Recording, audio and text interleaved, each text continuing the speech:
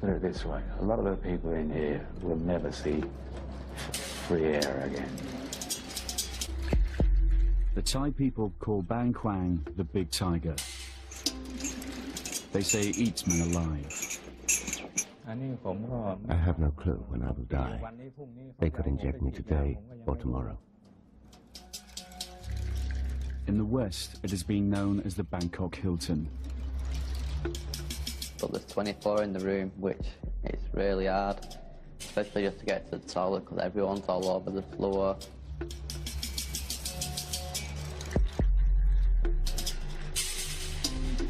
The prison is notorious. It's been the subject of novels and movies, but the Thai authorities have never allowed the reality of life inside these walls to be filmed. Until now.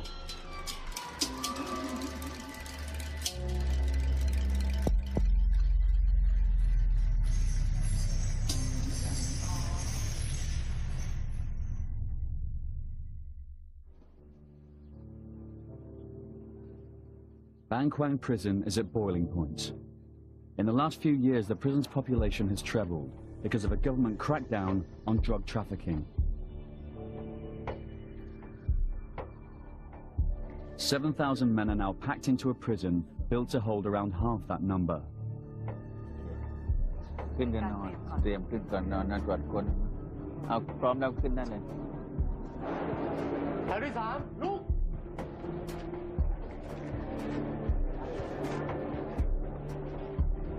There are serial killers and multiple rapists locked up here, but most prisoners are in for drug dealing offences.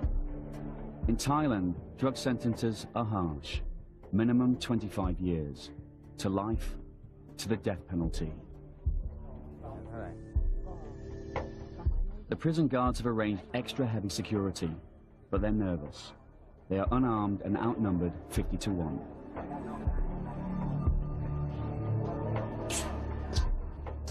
น้องดูสิน้องช่วยดูพี่เขาหน่อยอย่าให้ใกล้มากนะอย่าให้ใกล้มากอย่าเข้าในห้องนะอย่าให้เข้าในห้องนะเข้าในห้องเดี๋ยวมันเข้าไม่ได้เลยล็อกกันเดี๋ยวมันปิดประตูล็อกเอาไม่ออกแล้วเสร็จเลยวันนี้นักข่าว BBC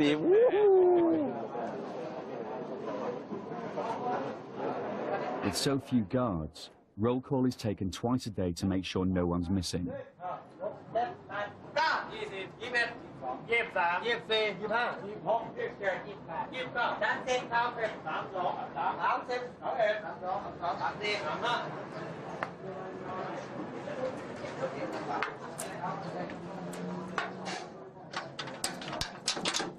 รูดเพื่อตรวจว่ามันรูดยังไงจะรูดฟังถ้ามันมีเสียงที่นั่นแสดงว่าเริ่มมีรอยสัก If one bar has a different tone, it means someone's trying to file through it. ก็เลยนะบอกอยากขึ้นเร็วไม่เหนื่อยเขาจะได้ไม่เหนื่อยของเขา 3:30 is lockdown. The prisoners spend 15 hours a day in their cells.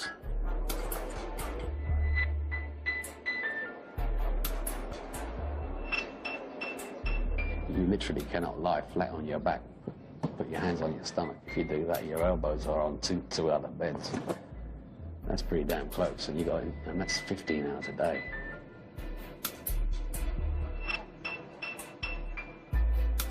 In here, if one prisoner gets sick, so do all his cellmates. I'd say your beds must be about that big, with 5 foot long. So my feet are always sticking over the bed. You're always touching someone in the room. It's really hard. The lights stay on 24 hours a day. Thai officials have said 63% of prisoners have mental health problems, and 1 in 10 is suicidal. There is a lot of people who's losing their minds. Well, I'm sleeping next to a guy now. He just walks around all day, walks around talking to himself. I'm in the room next to him at night, and I've seen a dog scratch less. Last night, he were itching that much. There must have been about 3 different places where he were bleeding from, and he actually got blood on my bed.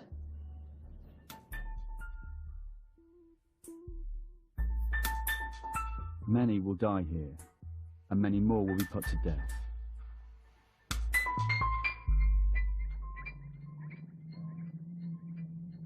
Just after the new Thai government came to power, these men had their executions in Bangkwang broadcast live on Thai television as a warning to drug pushers.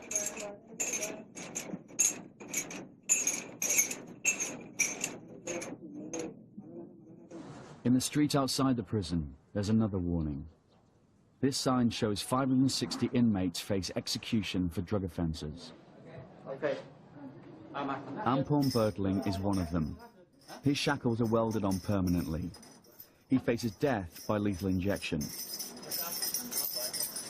The execution order could come at any time.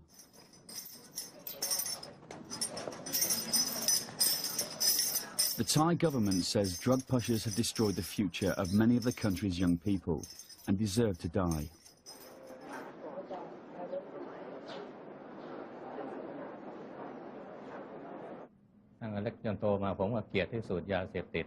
All my life I hated drugs more than anything. I never thought that I would be arrested because of them.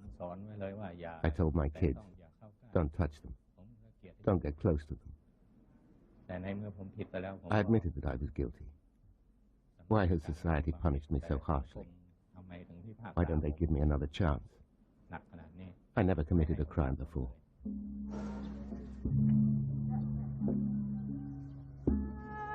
The tough sentences are popular. The prison's resident Buddhist monk, like the majority of Thai people, has little sympathy for drug traffickers. Drug dealing is a type of mass murder. It can destroy whole families. If a child becomes addicted to drugs, he drags down his whole family with him.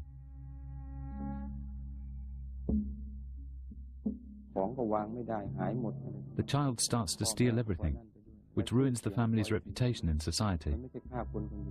A murderer typically kills just one person. Drug dealers don't kill just one person. They ruin everyone's lives.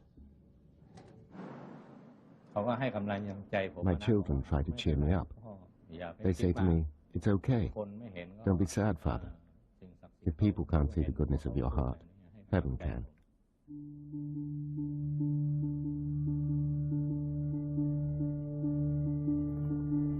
Thailand is fighting a drug problem far worse than anything yet seen in the West. The country is a major through route for drugs. Heroin and speed pills are manufactured in Burma.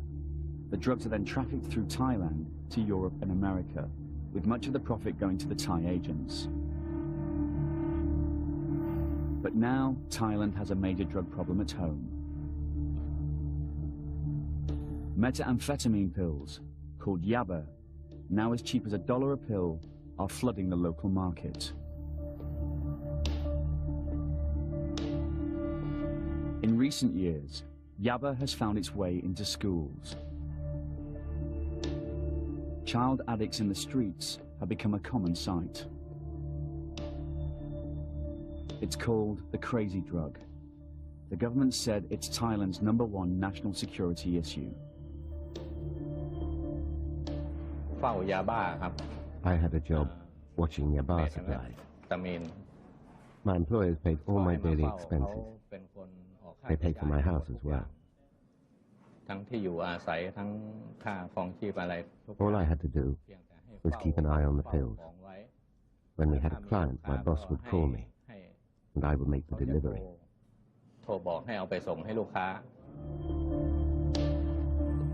2 years ago, Thai television broadcast details of cases of violence by people high on yaba. This man threatened to drop his own son off a building.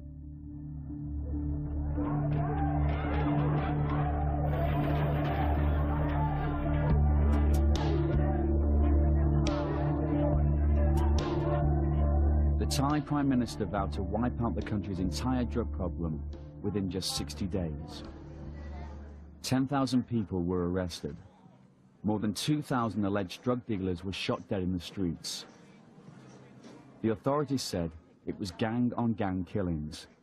Human rights groups say it was the Thai police. One day, the police caught my partner and forced him to call me to deliver some pills to an undercover officer. I was arrested immediately. The police decided to arrest any suspect they could find. That's why prisons are overcrowded these days.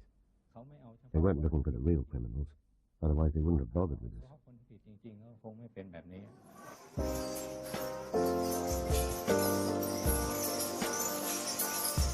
Caught in the crackdown were hundreds of foreigners. 20-year-old Michael Connell from Bury in Manchester says he smuggled drugs to fund his second holiday in Thailand. So what were you arrested for? I'm arrested for importing 3,400 ecstasy from England to Thailand, and I got caught at the airport. When they found them, I knew what was going to happen to me, because anywhere in the world, if you get caught importing drugs, you go into prison. So as soon as they found them, I knew I would go in prison. Connell's story is of the typical tourist-turns-convict variety. He was one of the hundreds of thousands of young Britons who visit Thailand every year. Many of them, young travellers easily tempted by the readily available cheap booze, drugs, and sex. I just came for an holiday the first time, and I enjoyed it so much. And when I was leaving, I was heartbroken to go. The culture, the people are all dead friendly, mainly the weather, because England, sunshine doesn't happen very often. Overwhelmed by what seemed an idyllic lifestyle, Connell, like many of these travellers, got a false sense of security. He visited Koh San Road, the backpackers' ghetto in the centre of Bangkok, where many plan their beach trips in Thailand. He went on to beach resorts and the famous full moon parties where ecstasy is plentiful.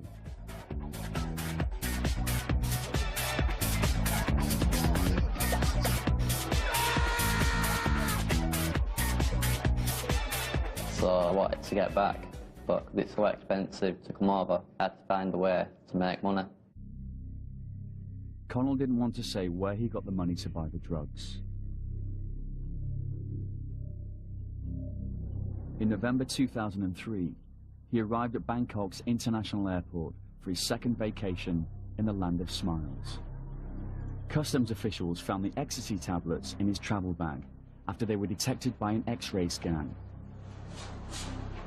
Went to collect my bag, and for some reason it were already off the rail going round. So I just picked it up, walked through the customs, and then they said, "Stop, can I search your bag?" So they put my bag through the X-ray machine, opened the bag, put their hand in, just poured them out.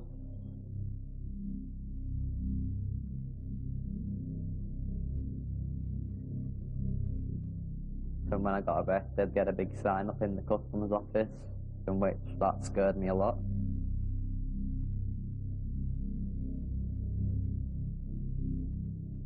I just sat there looking at it and just praying that I don't get the death penalty. The pills, with a street value of £50,000, were wrapped in plastic and hidden in 2 face cream jars. Michael escaped the death penalty by pleading guilty, but was sentenced to 99 years in prison. Michael, do you have a message? I do. Family, I love you all. Don't worry about me, I'm fine. I'm more worried about yourself.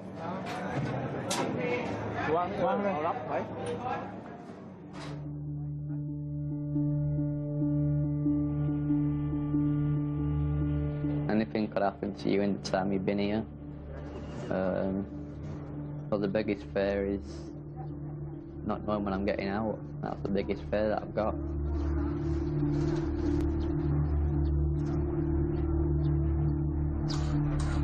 Connell has been put in Building 5, which is reserved for young and dangerous prisoners. Bernhan Cholsin, a prison director, leads the visit into Connell's cell block.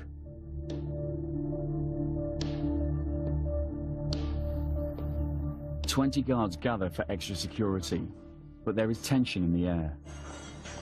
พี่จะเวงอย่างนี้เลยไม่มีปัญหานักมวยด้วยไม่ต้องกลัวเขาไม่ทำอะไรหรอกเราไปดิopen the door bidding fight ผมนายนฤทธิ์วิสเกตเจ้าหน้าที่ราชทัณฑ์3ระหว่างปฏิบัติหน้าที่เหตุการณ์ปกติครับผม ขอบคุณนะ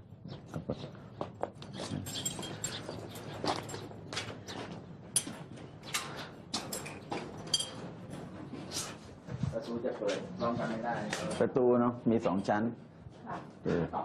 2 ชั้นประตูจะเปิดพร้อมกันไม่ได้ก็ลองเข้ามาให้หมดโอเค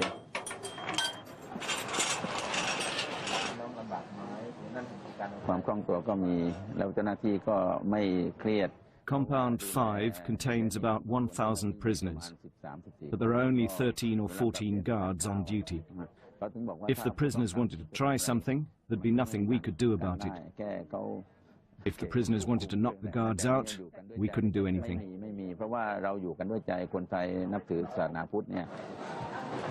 Warden Bunhan is concerned about the safety of the female Thai interpreter. ไม่เป็นไรน้องตามสบายไม่ต้องตื่นเต้นเขาดูมากนะเพราะเขาไม่เคยนานๆผู้หญิงเข้ามาอันนี้โรงฝึกวิชาชีพหน่วยงานเย็บผ้าอ๋อเขาฝึกที่ไหนกันเลย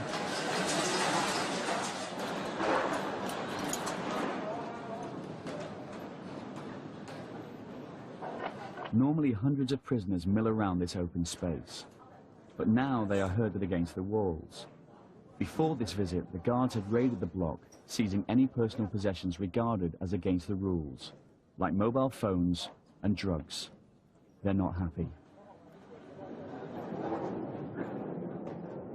The prison bosses have a system of prisoner guards, called trustees. The prisoners call them blue shirts and blue boys. They have the power to search and to discipline the other prisoners.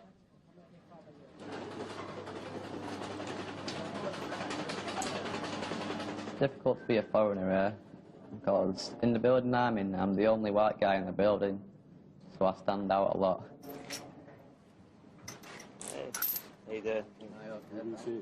And I do get looks off a lot of people, but I just ignore them most of the time and just carry on what I'm doing.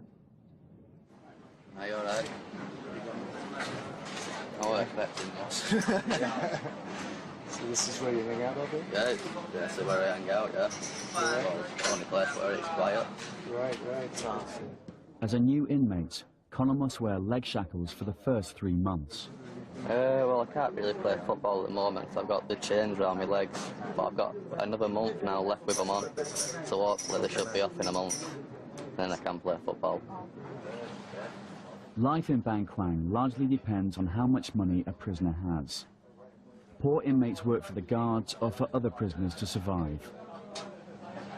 A lot of people there haven't got any money, so you've got to basically help the ones who haven't got the money, so he does me washing, and then I give him food and stuff like that, and cigarettes. Each inmate has a bank account in the prison. They can buy food and toiletries from the prison shop using a coupon system. Michael also gets food and vitamins from the British Embassy. You buy food every day, so you just buy it. Sometimes you can do cooking. Plus the embassy comes every now and again, well, every 6 weeks they come and they bring me like stuff like fresh bacon, ham, cheese. It's not the embassy who gives us the money every month. It's a charity called Prisoners Abroad who gives us 2,000 baht every month, which is actually a really big help because my family ain't got that much money to help me with. I don't know if they let us. The guards have had enough. It's time to leave Connell's cell block.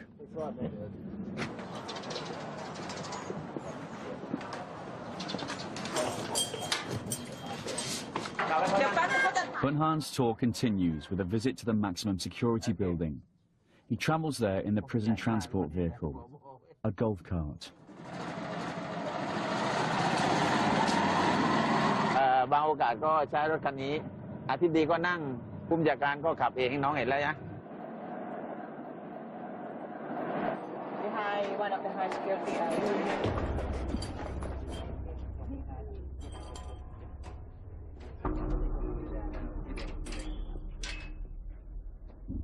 The inmates call it the jungle.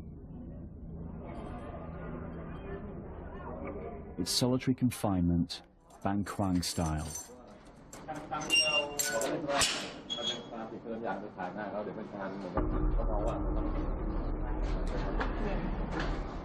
I've heard about solitary. There's not a toilet in there, it's just a little bucket in the room. One guy said you're lucky if you can just lie down on your back, flat, but I plan not to go up there.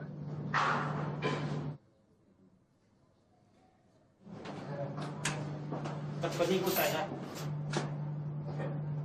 คือลักษณะที่อันนี้คือเราตีเป็นว่า This is an example of a stubborn prisoner who lacks discipline.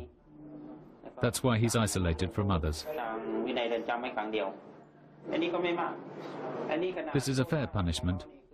He stabbed another inmate at least 10 times, and when the guard tried to stop the fight, he was attacked as well and got 10 stitches. โดนไปเย็บ8 เข็มแต่เราก็ให้เอาไปคือเราไม่ We forgive him. We will try our best to rehabilitate him. ทำไม่ได้ Other people always imagine that we are tough, but in reality we are not. เมื่อวานเรากันอะไรก็ตามว่าต้องให้บอกว่าโอดจริงๆคือเราไม่อด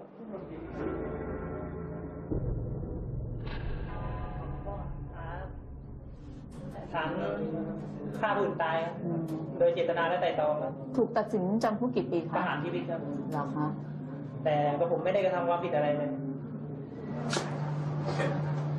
ชีวิตรออยู่แล้วไม่ต้องหันหน้ามานี่ A large percentage of the inmates in solitary are from Nigeria, a country that has some of the world's most organized drug courier gangs. Why are you in solitary? Exactly. I thought we had a problem with another prisoner. How long have you been in solitary for? 3 months. You get out during the day?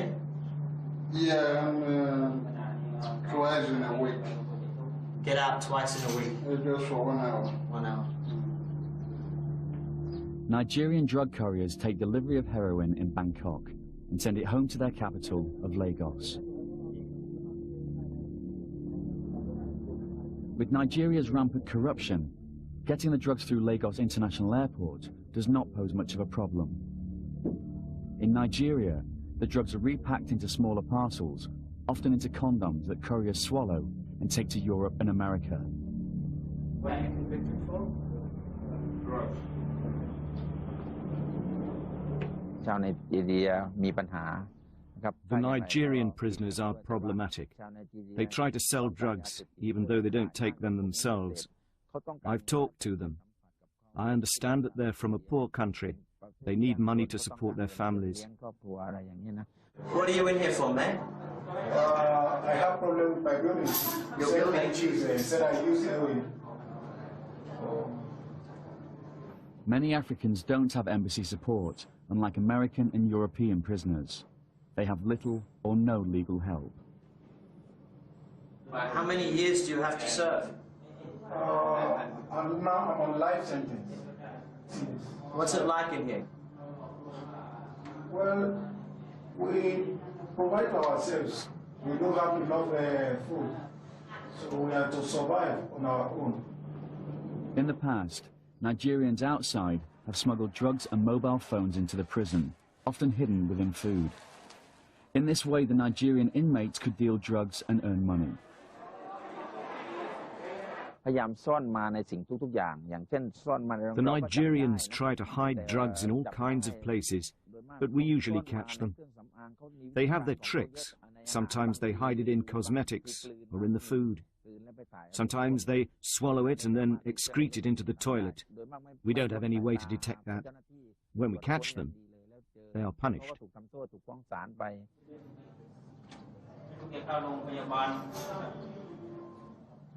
Do you miss your family? I miss my children. I have my children. Would you like to go home? Exactly. So.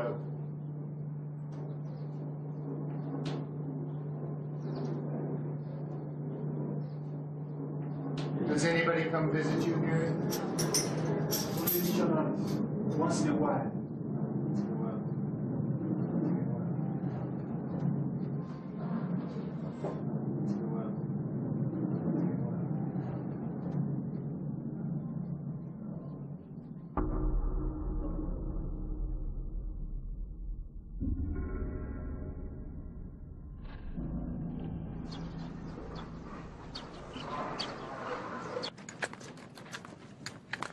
Another Western prisoner who agreed to be interviewed was 47-year-old Andrew Hawke from London. Death row. They've got their chains welded on. That's my home for the last five and a half years. At home for how much longer? Nobody in this place can say with any degree of certainty when they are leaving. Nobody at all. Permission for filming is denied inside Hawke's compound.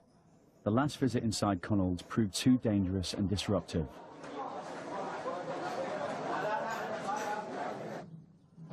But they do allow a camera to be given to a guard who agrees to film Andrew's daily routine, but under the supervision of a senior prison official. Yep.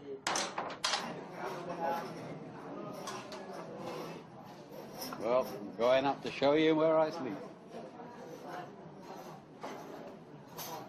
What were you arrested for? Stupidity. It's 800 odd grams heroin, airport. What led you to make the decision to try to do this? Desperation. Financial and personal. I was homeless at the time. I'd just been made that. The personal stuff I don't really want to go into.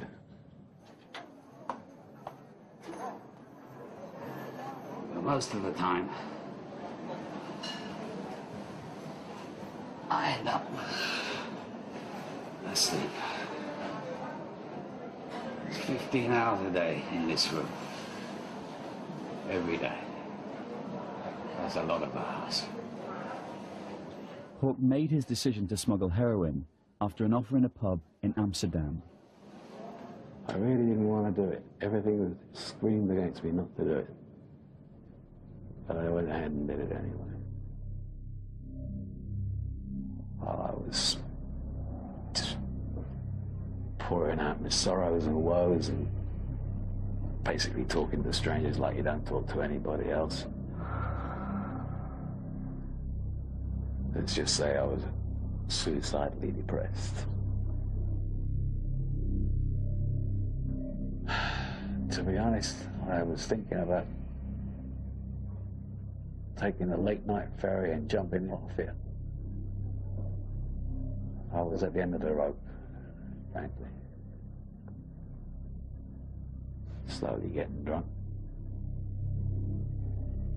And somebody just whispered over my shoulder, I know a way you can make some money to get you out of your financial problems and all. What?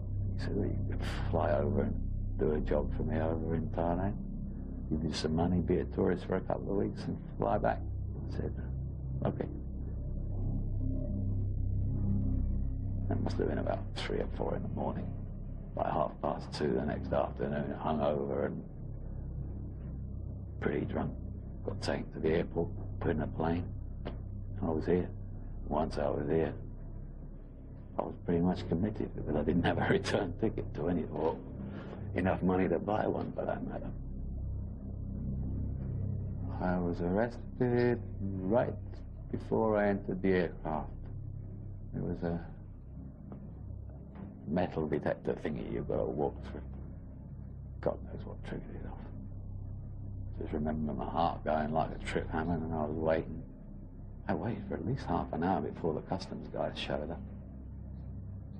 And they checked stuff, and one of the customs guys said, maybe it's milk powder, and I just looked at him and said, yeah, I bloody well hope so. But it wasn't.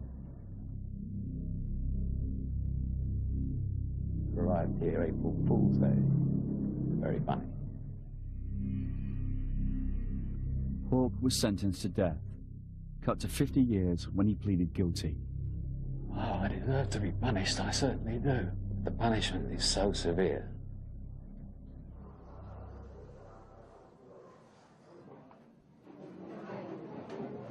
Hey, Andrew. This is my friend Adrian. The reason he's lying down is because he's too tall to stand up. So, Adrian, What does it feel like to be on TV again?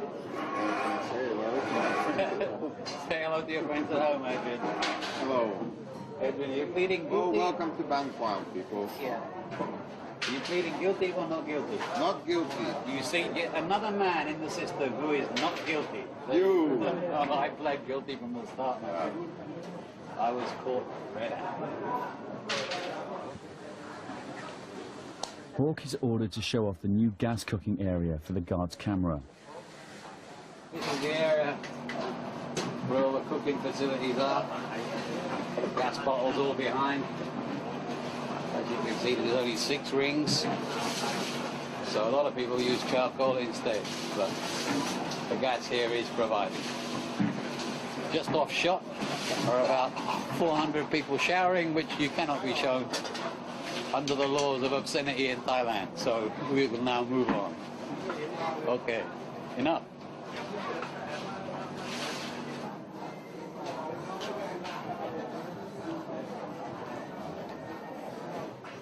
This is my friend, he's a librarian. He looks after all the books. Librarian. Most of these books were put here either by me or Adrian. About Ned Kelly and his life and times, short as they were.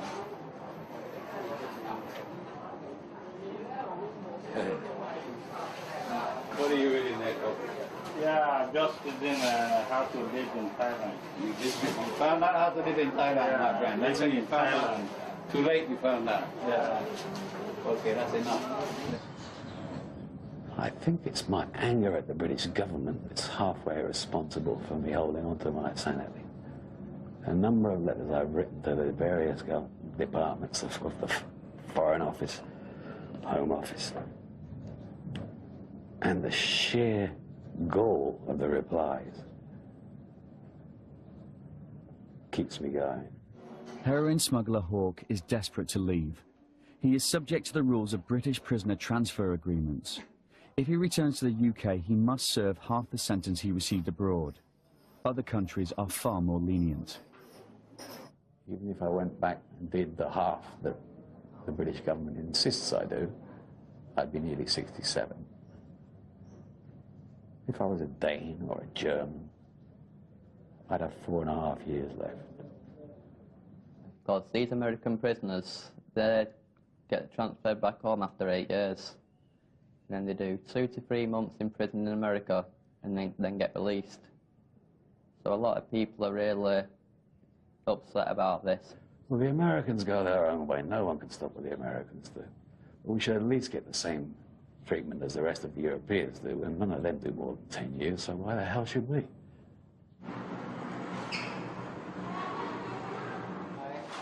In the last few years, Ban Quang prison has become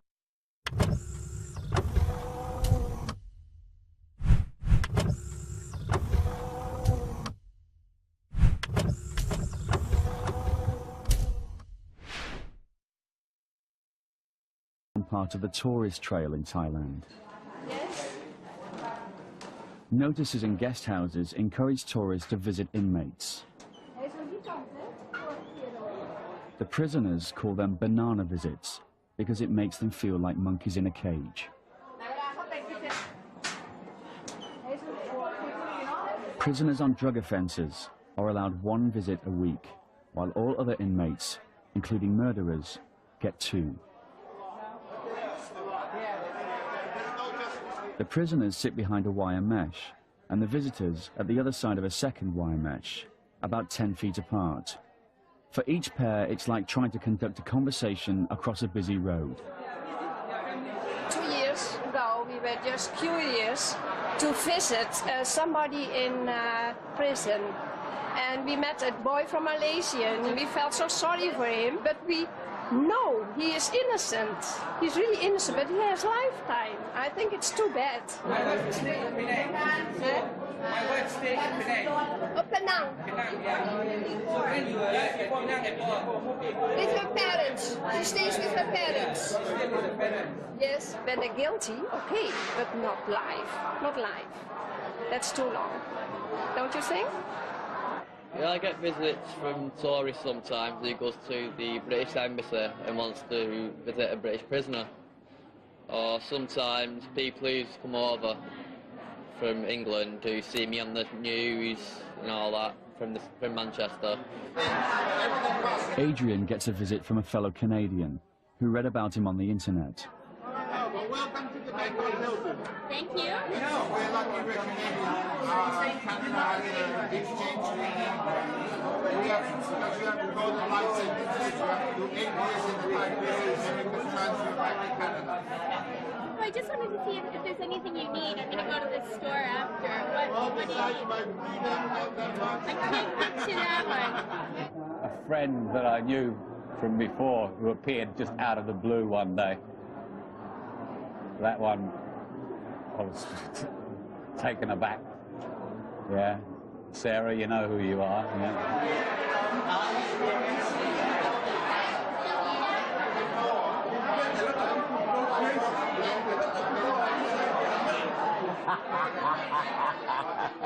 They make my day, in fact. You know, I come here, it's a food for thought, and they made my day. He's a nice guy. He just make a mistake and that's all, you know. That made me thinking about how we are living in a paradise in the West, you know, compared to here. He's got 50 years, he told me. 50 years. Could you imagine? He is 40 or a little bit over 40. That's going to be, he's going to be here for the rest of his life. I stay here 7 years. 10 years. I never fight my case. One of the prisoners is from Afghanistan. No Afghan embassy, of course. Yeah, because you know everything is problem in Afghanistan. And I contact with any embassy with other places, not apply. So there's nobody helping you on the outside? Nobody helps me. Nobody helps me. Sometimes I'm sorry, when you go toilet night, come back, you don't have a space to sleep. And food is not enough at all. And everything is by yourself. From bed, food desk. Some guy came, I'd say about 3 weeks ago, who was telling me that he's been all around Thailand, Vietnam, Cambodia, Laos, Burma. And when he was telling me, I was just thinking, great, I'm in prison.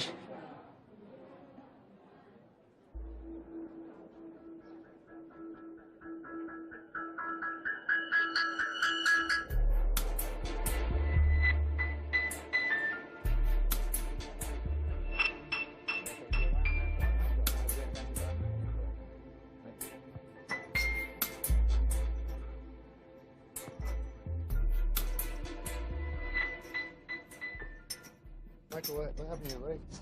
I'm sleeping next to a guy who's not washed his bed now for 2 months. I've told him to wash his bed, but he don't wash it, and I'm sure I'm getting mites off his bed or something like that. I asked him to wash his bed, but he's not all there. So he's just walked off, and he's still not washing his bed yet. Avoid any open wounds of any kind. With the water here, you have to. That's unfiltered river water we have to wash in. Try not to get sick. The worst thing you can do is get ill.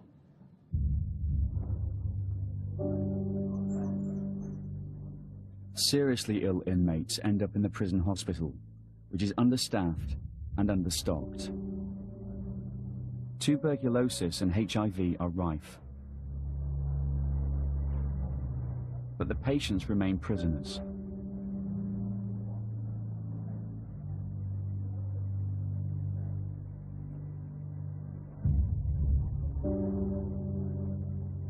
Many prisoners have developed the full-blown AIDS virus.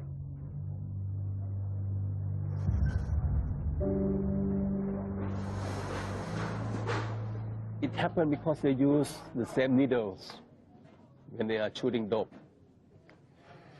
And sexual, you know.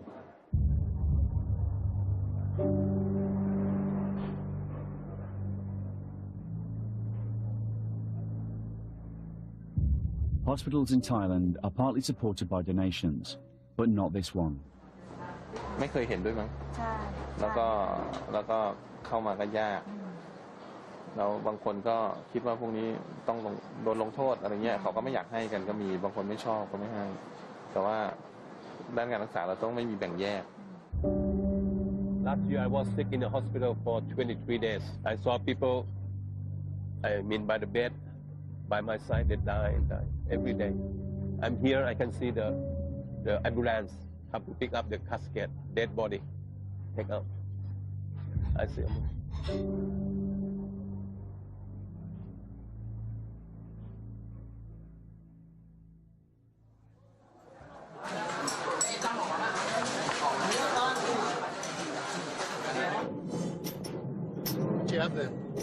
It's Manchester United top. Well, I'm a really big fan of Manchester United. Even David Beckham can come over and get me out if he wanted to. มีอะไรมาหลังมิเชลไมเคิลชื่ออะไรนะมันยูทีมแมนยูเหรอเรื่องอะไรแล้วเขามาให้เรื่องอะไร In Bangkwang, there is a cross-section of Thai society. It's a society which is very tolerant of transvestites and those who've had sex changes. The cameraman guard is sent to film some ladyboys, as they are known here in Thailand.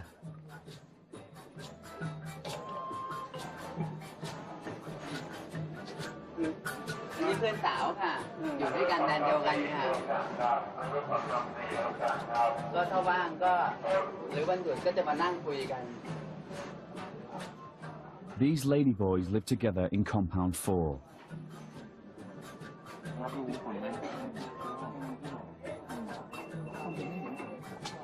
Nong is 34 and was a showgirl at the resort of Pattaya. She says she smuggled drugs to pay for breast implants.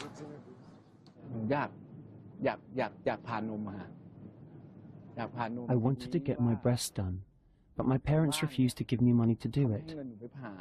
So I made a decision. My friends convinced me to do it. I had no idea back then what I was doing. I kept delivering bags for them. I had no clue. I spent the money on the breast operation, and 3 days after the operation, I was arrested.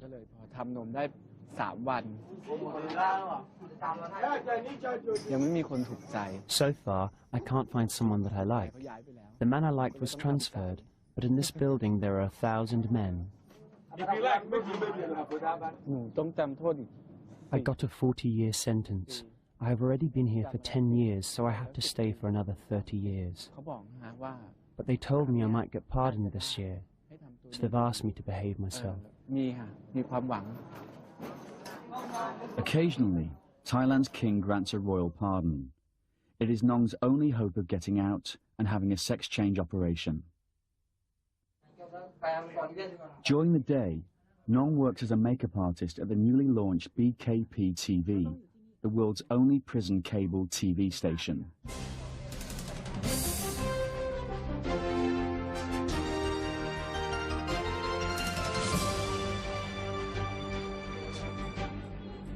The station is run by prisoners with prior experience.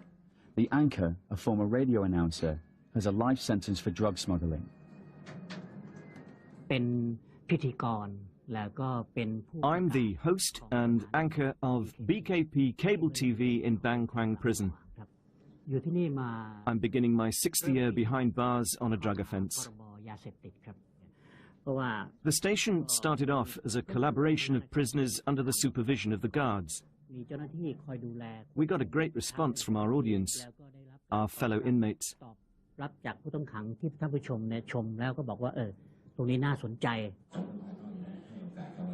Last year, the prison bosses installed televisions in the cells. Dear viewers, BKP TV broadcasts beautiful and romantic music videos for you, Monday to Friday.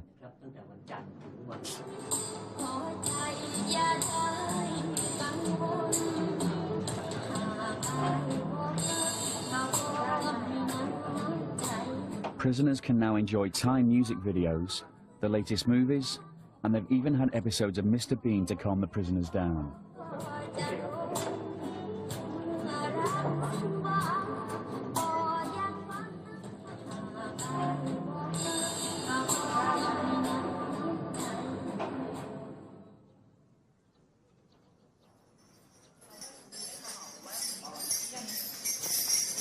Drug dealer Ampon Bertling is still waiting for his appointment at the lethal injection chamber. Both he and the executioner will only get 2 hours' notice before the execution. Frankly, I'm afraid to die. But I was also afraid of starving. I did it because I had nothing to eat. I didn't have any money. I couldn't get a job.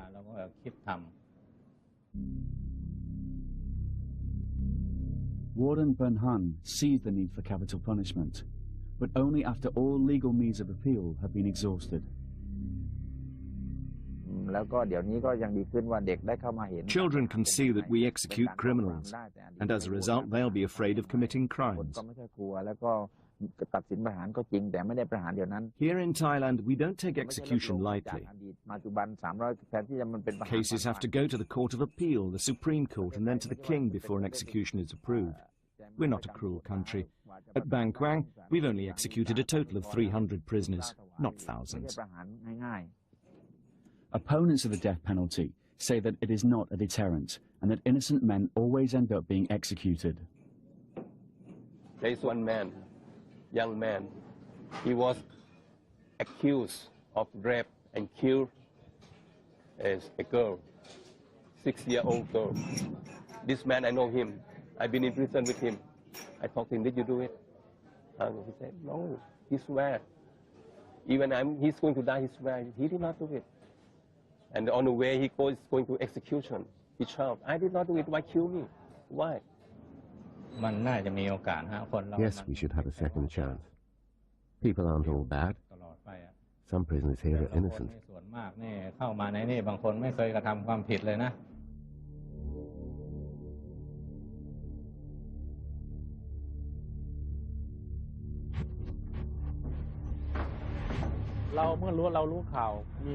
When I hear I have to do an execution, I go back home, I wash and meditate to clear my thoughts. Then I leave for the prison at 4 in the afternoon.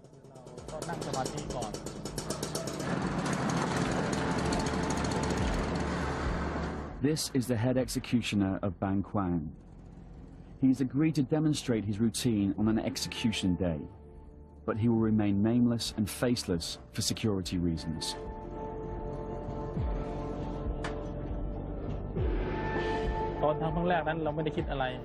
At my first execution, I worried whether I would be able to go through with it, whether I could carry out the job properly. But I didn't think too much, and I wasn't scared or emotional once I did it.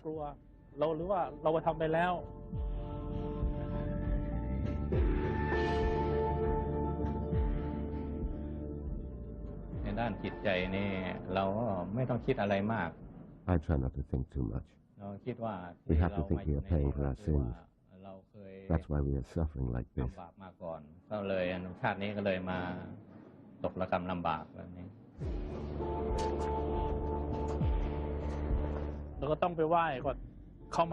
The first thing I do is go to the prison shrine and ask for blessings.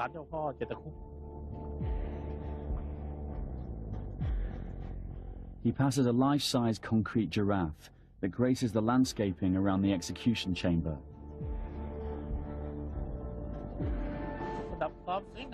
The giraffe is just to liven up the place.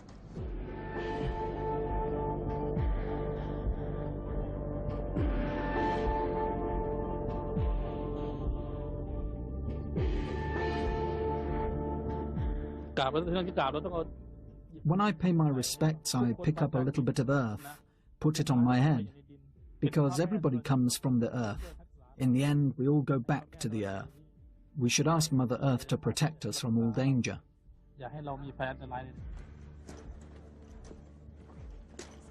On a real execution day, the condemned prisoner will meet with the head monk of Laplay Temple, which is just on the other side of the wall from the execution chamber.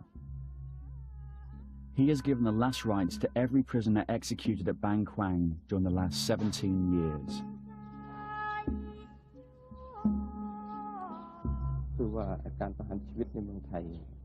Thailand is a Buddhist country, so people are always asking why executions are allowed here. Yes, killing is sinful, but Buddhism teaches us to look at the intention behind the act. The intention here is to protect the country, so it is permitted.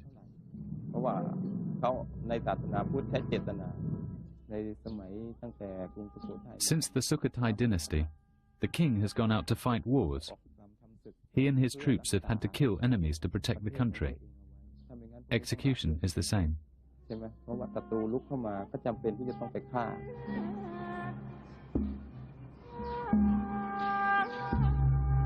The monk tells the condemned they're lucky to die by execution because they can prepare their minds properly for death.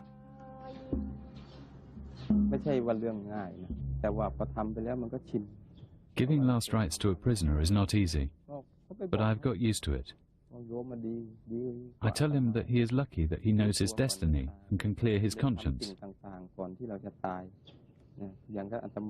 Unlike me, if a car hits me right after this, I might not have a chance to die with a pure mind. But he can prepare himself, listen to the monks, clear his mind and talk to people. It's a blessing in disguise.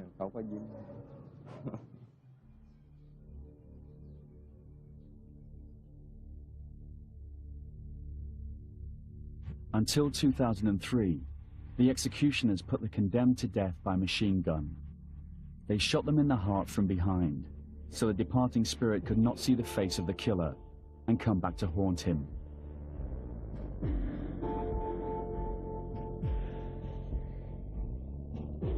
Blood splatters are still visible on the wall. The last person to die by firing squad was executed on December 12 last year.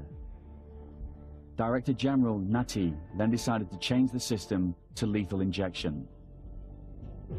Because it's more humid, because when we use firing squads, the old method, sometimes they are crying and shouting, and sometimes when we shoot, they get down.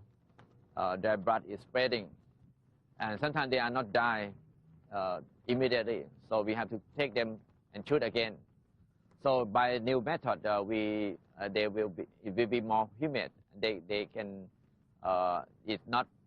it will not damage their body.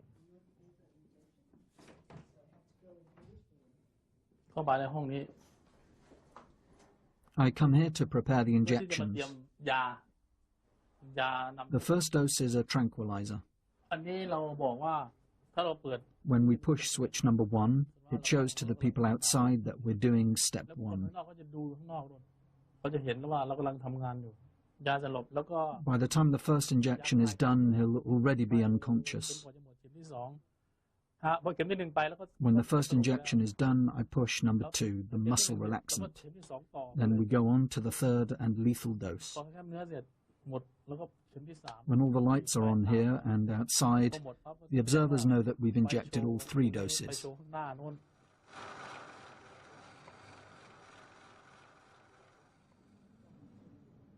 I have no clue when I will die. They could inject me today. I try not to dwell on it too much. I tell myself that we live one life and we die only once. If you're picked for execution tomorrow, it's your bad karma.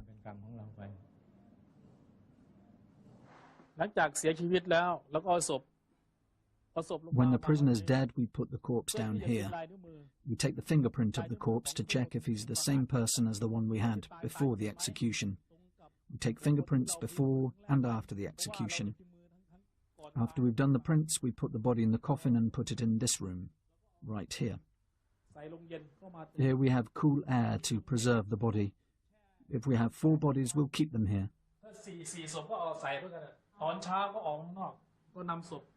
We bring the body outside to check again if it's the same person. We don't want to give the wrong body to the relatives by mistake.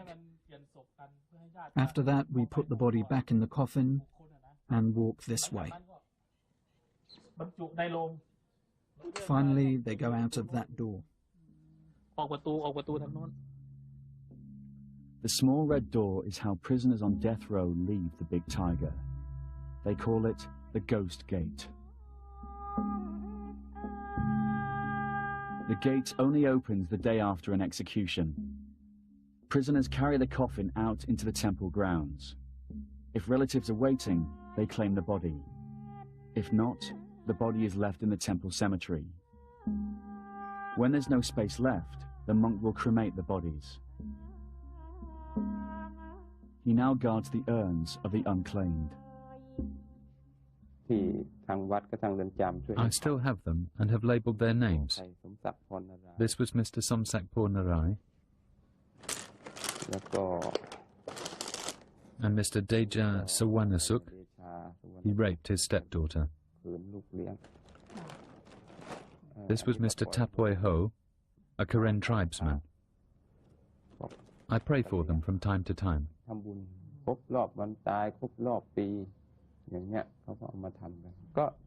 I have to take a look at their names. I saw all of them prior to their deaths, so I can recall some of them.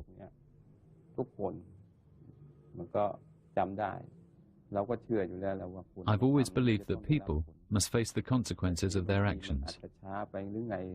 Even if you don't get caught today, one day your karma will catch up with you.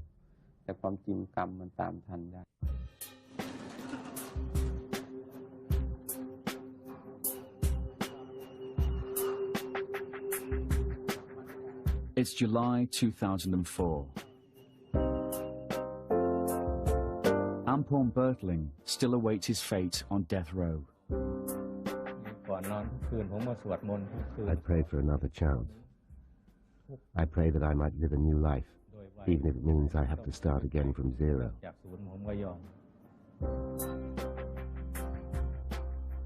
Director General Nati is building new prisons to ease the overcrowding problem at Bang Kwang. Heroin smuggler Andrew Hawke still clings to the slim hope of a pardon from the King, or a sympathetic ear from Her Majesty's government. The life sentences never get out. The sentences, such as mine, at 50 years, I would have to be 91 before I got out. Impossible.